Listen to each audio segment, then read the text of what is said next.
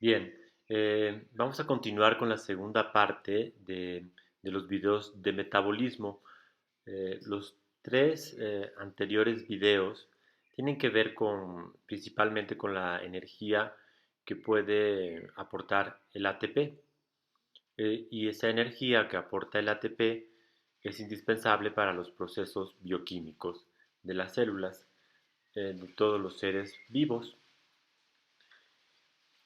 Por otro lado, eh, vamos a hablar también de la biosíntesis, es decir, el metabolismo también incluye aquellas reacciones en donde vamos a necesitar energía para poder sintetizar biomoléculas. Por ejemplo, si yo quiero sintetizar ATP, voy a necesitar también moléculas que aporten energía para sintetizar el ATP. El ATP ya vimos que es un gran aporte energético, es la divisa energética más importante de la célula para llevar a cabo procesos celulares de, eh, del metabolismo celular, específicamente del catabolismo. Pero vamos a ver en un momento aquellas moléculas que son necesarias para poder aportar energía para la síntesis de otras moléculas, como por ejemplo el ATP. Aquí les presento tres importantes moléculas que contienen fosfato: el fosfoenol piruvato, la creatina fosfato y el 1,3-bisfosfoglicerato. Este último ya lo vimos en la sangre, que tiene la misma cantidad que los hematíes o que los glóbulos rojos, o más bien que las proteínas que constituyen la sangre, la hemoglobina, ya están en la misma proporción que la hemoglobina en la sangre, y es muy importante para establecer el efecto Bohr que vimos en el caso de la hemoglobina.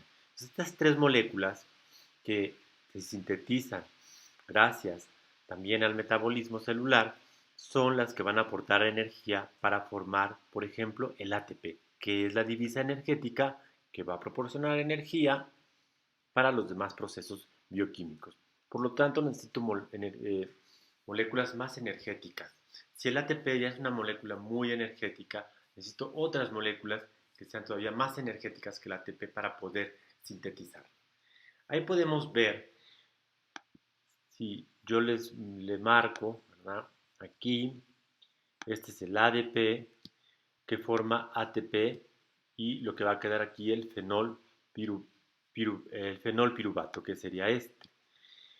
Eh, el fenol, perdón, el fosfoenol piruvato tiene un grupo fosfato. Si reacciona con el ADP, va a adicionar un grupo fosfato más al ADP, al difosfato de adenosina, para generar el trifosfato de adenosina, y finalmente lo que va a quedar como su producto va a ser el fenol piruvato.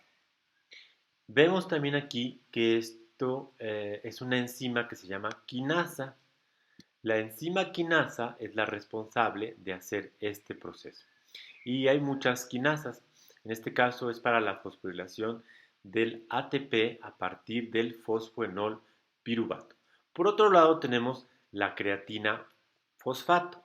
La creatina fosfato o fosfato de creatina, que es esta molécula, la creatina en color negro y el grupo fosfato en color rosa, igual va a reaccionar con la adenosina difosfato o difosfato de adenosina para formar ATP, y va a quedar libre la creatina.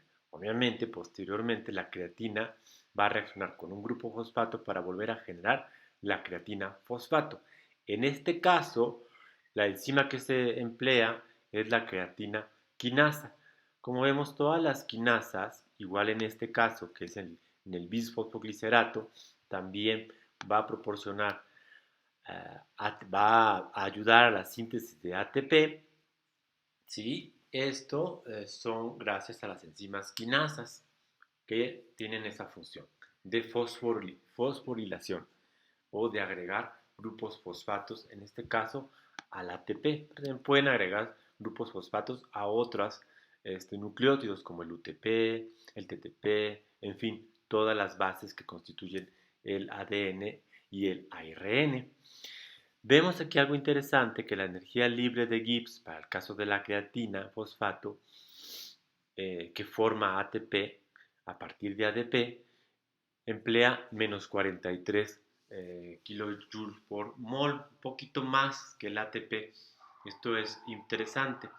Entonces, de hecho, la creatina fosfato es la principal fuente de grupos fosforilos, como podemos ver aquí que nos dice principal fuente de grupos fosforilos. ¿Vale?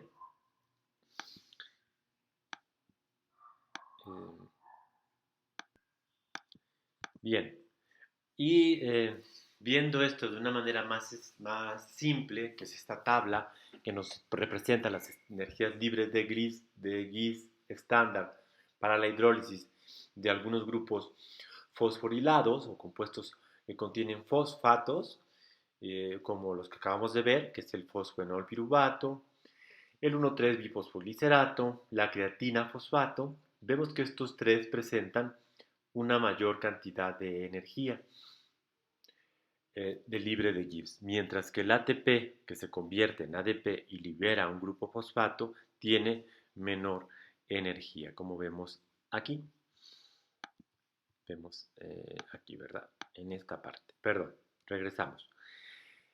Tenemos otras moléculas como la glucosa 1-fosfato, el pirofosfato, la glucosa 6-fosfato, el glicerol 3-fosfato, que ya lo vimos, tienen menor potencial de transferencia de energía.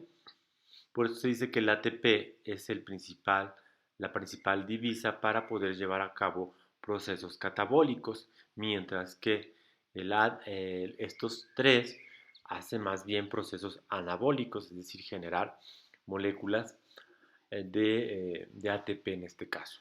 Entonces necesitamos más energía para poder sintetizar el ATP y estos van a ser las principales fuentes de grupos fosfatos para formar ATP.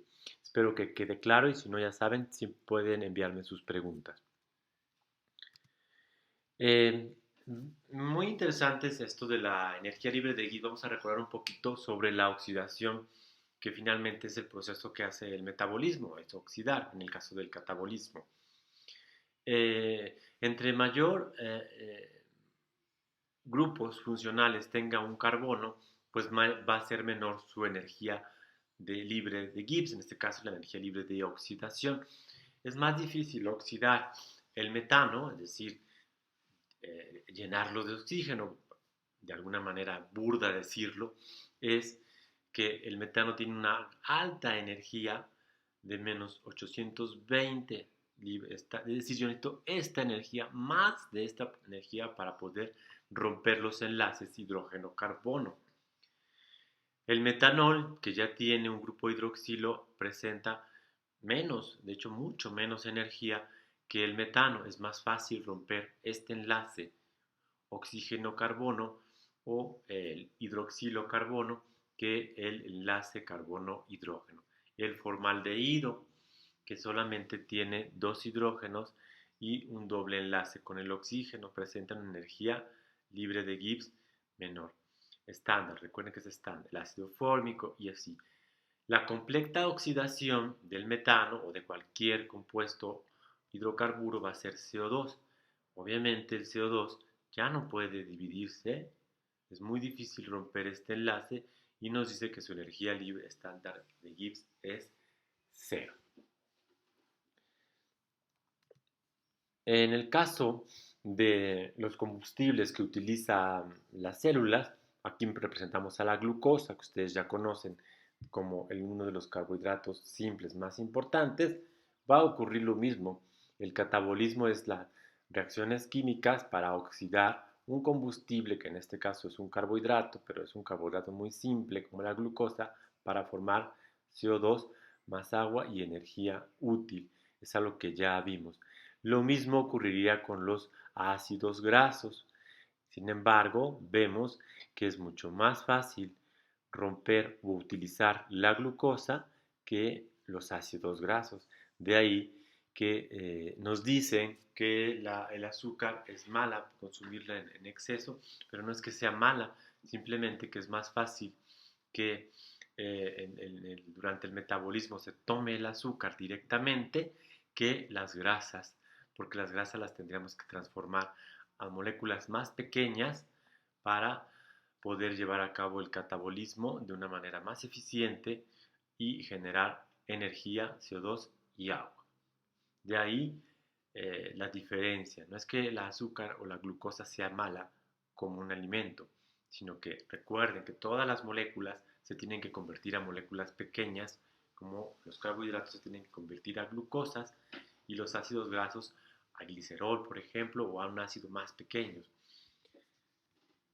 Bueno, vamos a continuar con esto en el siguiente video porque luego salen muy pesados los videos, es muy difícil o muy tardado poder subirlos a YouTube.